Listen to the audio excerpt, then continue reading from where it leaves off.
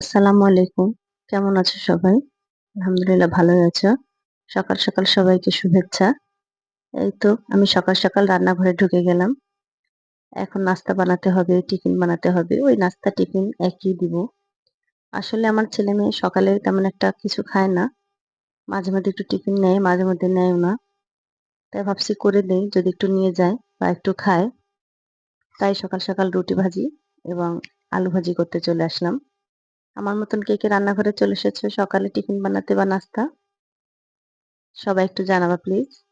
হ্যাঁ, আমি চলে এসেছি রান্নাঘরে রুটি বানানোর জন্য।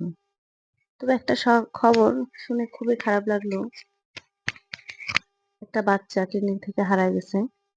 ৪ দিন বয়স। তার মা ঘুম ছিল, মার কাছ থেকে হারায় গেছে। শুনে খুবই খারাপ লাগছে।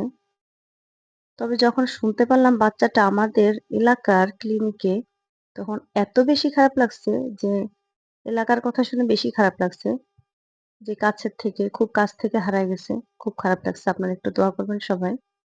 যেন বাচ্চাটা তার মায়ের কাছে ফিরে আসে এবং মা তার বাচ্চাকে ফিরে পায়। তারা অনেক কান্নাকাটি করতেছে। আমি রুটি বানাতে, বানাতে মেয়েকে ডাকছিলাম স্কুলের জন্য। রেডি হবে, ড্রেস পরবে।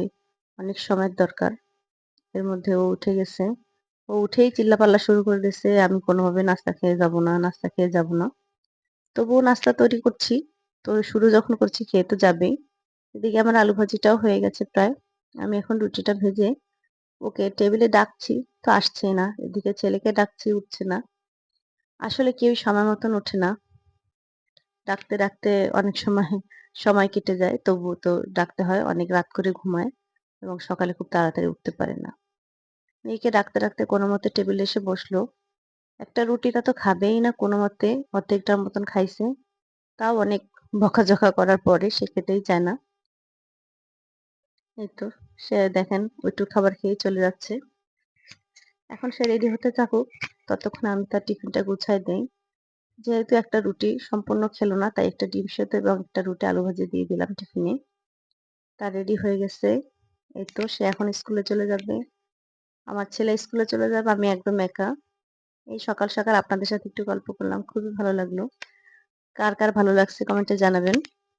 আচ্ছা, এই আমার মেয়ে আমাকে আল্লাহ হাফেজ দিচ্ছে, চলে যাচ্ছে। আমি আল্লাহ হাফেজ। ধন্যবাদ। সবাই ভালো থাকবেন।